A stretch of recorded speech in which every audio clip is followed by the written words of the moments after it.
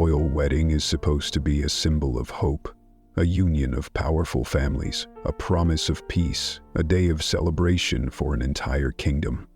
In the summer of 1572, France was desperate for a day like that.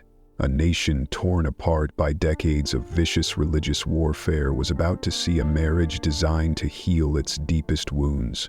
But this was no fairy tale wedding, and this was no ordinary peace. A royal wedding was meant to unite a kingdom torn apart by God. Instead, it became the perfect trap. In the summer of 1572, the streets of Paris were laid out for a celebration of peace. But in just a few hours, those same streets would run red with the blood of thousands of guests, lured to their deaths in one of the most brutal betrayals in royal history. This is the story of the St. Bartholomew's Day Massacre, the horrifying climax of a wedding that promised unity but delivered a slaughter. So how does a wedding, a celebration of love, curdle into an orgy of violence? To get it, you have to understand what France was like back in 1572. For over a decade, the kingdom had been tearing itself apart. This wasn't a war against a foreign invader. It was a war of neighbor against neighbor, family against family. It was one of the French wars of religion. On one side, you had the Catholics, the huge majority, loyal to the Roman Church and the ruling Valois family. On the other, the Huguenots, France's Protestant minority. They may have been small in number, but the Huguenots were influential, counting powerful nobles and brilliant military leaders in their ranks. The fighting had been a bloody, grinding nightmare of brutal battles, flimsy truces, and shocking atrocities. It all kicked off with the Massacre of Vassy in 1562, where a duke's men slaughtered dozens of Huguenots while they were worshipping. The violence just escalated from there. By 1570, after 3 major wars in less than 10 years, France was on its knees. The treasury was broke, the land was destroyed, and the people were sick of the bloodshed. They needed a new plan, a desperate strategy for a lasting peace. And at the heart of this plan was a woman of terrifying intelligence and ruthless ambition, the Queen Mother, Catherine de Medici. Catherine, the Italian widow of King Henry II, had been the real power in France for years, steering her young, fragile sons, first Francis II, now Charles IX. Her entire life was dedicated to preserving the Valois dynasty and keeping France from collapsing, a goal she chased with a mix of patient diplomacy and ice-cold political maneuvering. She'd tried persecuting the Huguenots, and she'd tried tolerating them. Neither had worked, and now she was going to try and bind the warring factions together with the most powerful tool she had: a marriage. The plan was bold. She would marry her daughter, the Catholic Princess Marguerite de Valois, to the leader of the Huguenot cause, the young and charismatic Henry, King of Navarre. Henry was a Bourbon, a prince of the blood, and the most important Protestant in the entire kingdom. A marriage between a Catholic princess and a Protestant king would, she hoped, signal a new era of unity. It was a public statement that your faith would no longer be a barrier to being friends. The Peace of Saint-Germain-en-Laye, signed in 1570, had already given the Huguenots major concessions. This wedding was meant to be the final seal on that peace.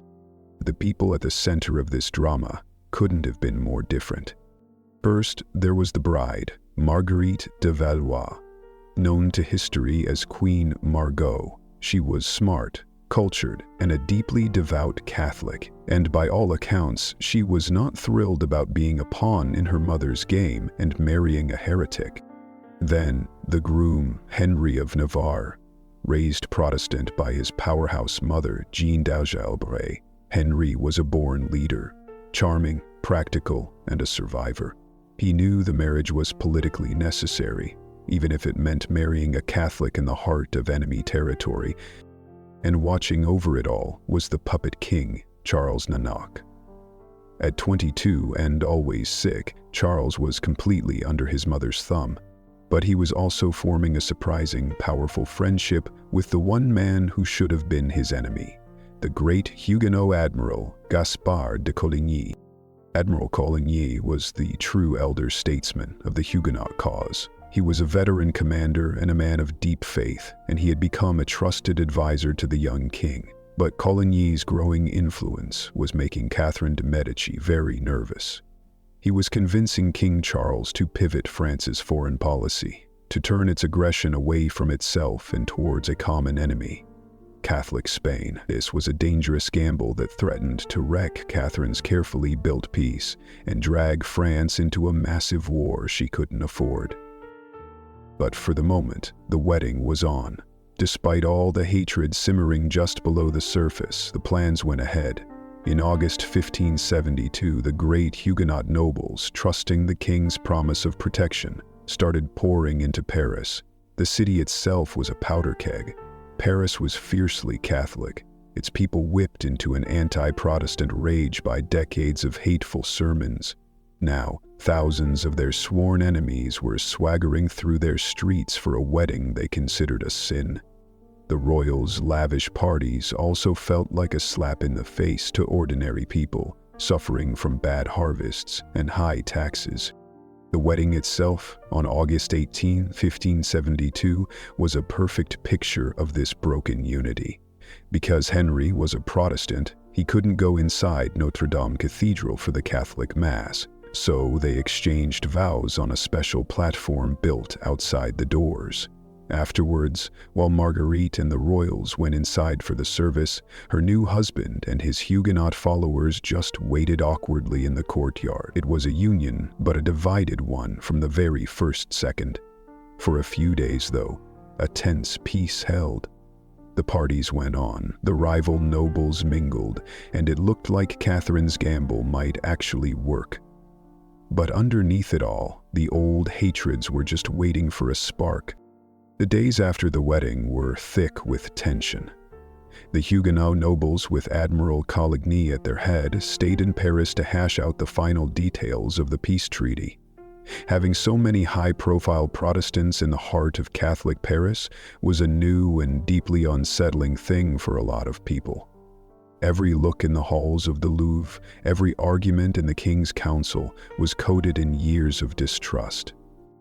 At the center of this web was the strange friendship between King Charles IX and Admiral Coligny. The king seemed truly fascinated by the old admiral's vision for France. Coligny was pushing hard for a united France to jump into the war in the Netherlands, to help the Protestant Dutch revolt against their Spanish Catholic rulers. It was a clever plan to redirect the aggression of the French nobility outwards, healing the country by giving them a common enemy. This terrified Catherine de Medici.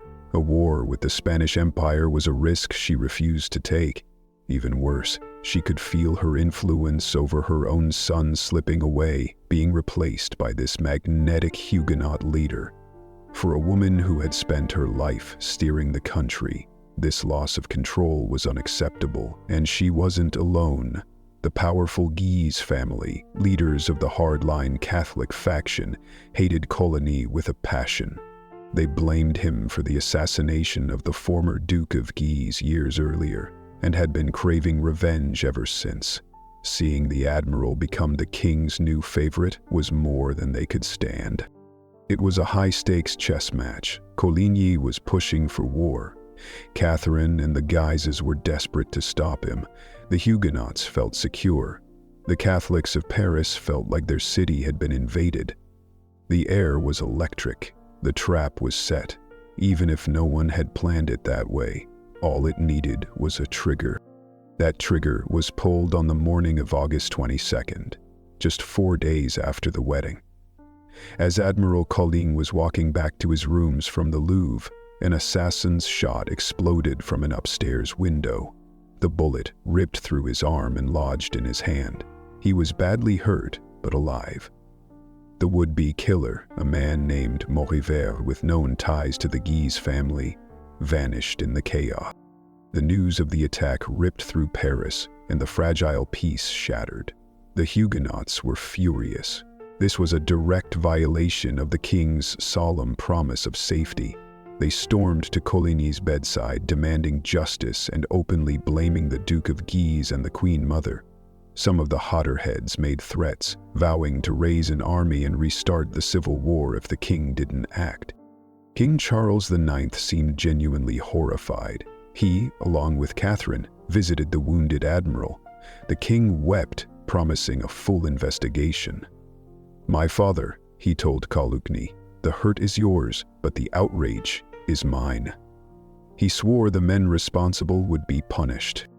But behind the scenes, Catherine de Medici was panicking. An investigation would almost certainly expose her and her allies, the Guises. The Huguenots were threatening war. She was trapped. On one side, a new, more vicious civil war. On the other, the complete destruction of her own power and authority.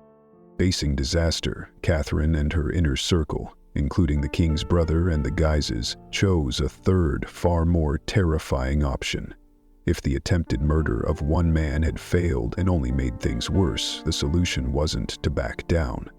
It was to escalate. They would wipe out the entire Huguenot leadership in one swift, preemptive strike. Historians still debate what happened in those frantic hours on August 23rd. The most common story is that Catherine, terrified of being exposed, manipulated her weak-willed son. She and her council supposedly fed King Charles a story about a Huguenot plot to kill him and the entire royal family. They painted a picture of an imminent threat, of a Protestant army about to descend on Paris. They argued that the only way to save the crown was to strike first, to cut the head off the Huguenot movement.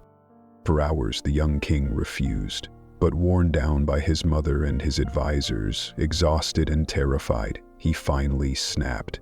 In a fit of rage and panic, he is said to have shouted the infamous words, kill them all, so that no one is left to reproach me." Did he just mean the few leaders on the list they showed him, or something far worse? We'll never know. But with those words, he sealed the fate of thousands. The perfect trap, baited with a wedding and sprung by an assassin's bullet, was about to close. As night fell on August 23rd, a quiet settled over Paris, but it was the quiet of a predator holding its breath. The plan, hatched in the secret rooms of the Louvre, was simple and savage. They drew up a list of key Huguenot leaders, with Admiral Coligny's name right at the top. The city gates were locked. Militias and the king's own guards were put on alert. The signal to start the killing was the ringing of the church bell at Saint-Germain-l'Auxerrois, right next to the palace. Look. Shortly before dawn on August 24th, the feast day of St. Bartholomew, the bell began to toll. It was a sound that would become a death knell for thousands. The first target was the wounded Admiral Coligny. A group led by the vengeful Henry, Duke of Guise, burst into his rooms. They found the admiral calm. One of the killers, a man named Besme, asked if he was Coligny.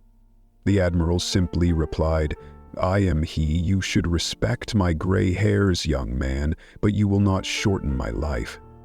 Besme ran him through with a sword.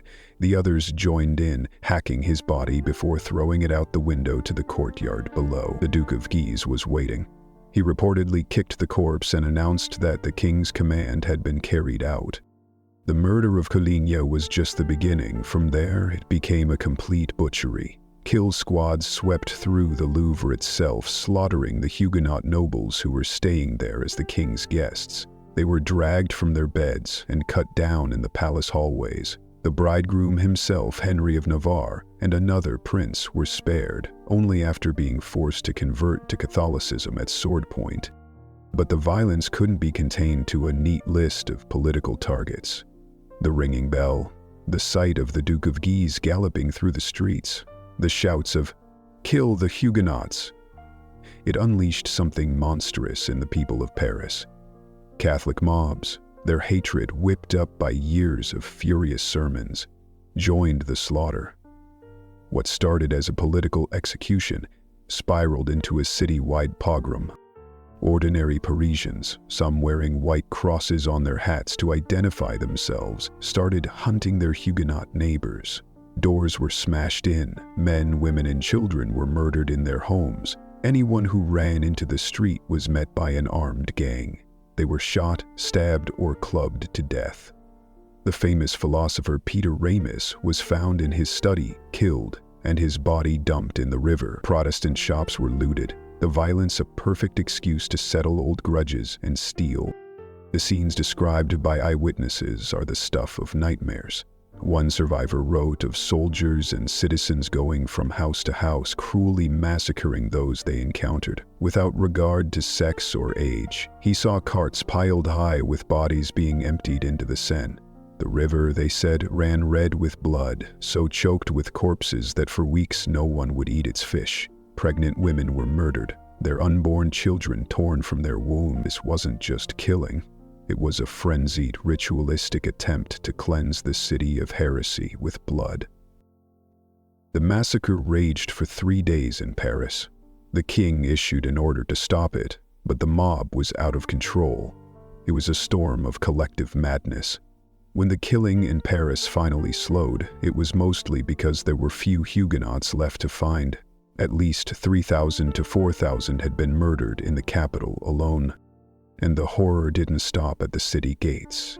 As news spread, it set off similar waves of violence in a dozen other French cities. For weeks, from late August through October, massacres erupted in Rouen, Lyon, Bordeaux, and Orléans. Believing they were doing the king's will, Catholic citizens and officials rose up and slaughtered their Protestant neighbors. The total number of dead across France is impossible to know for sure. Modern estimates range anywhere from 5,000 to 25,000, but most historians settle on a figure of around 10,000 people murdered in just a few weeks. A wedding meant to unite a nation had become the trigger for one of the most savage massacres in European history. In the immediate aftermath, there was a mix of shock, celebration, and a frantic attempt by the French crown to control the story. On August 26th, King Charles IX stood before the courts of Paris and took full responsibility. In a stunning reversal, he claimed that he hadn't been tricked, but had acted decisively to crush a Huguenot plot against his life. It was a clear lie meant to reassert control over a situation that had become mob rule, but it became the official version of events. The reaction from the rest of Catholic Europe was chilling. In Spain, the deeply religious King Philip II reportedly laughed when he heard the news, one of the only times he was ever recorded doing so. At the Vatican, Pope Gregory XIII held a special Mass of Thanksgiving.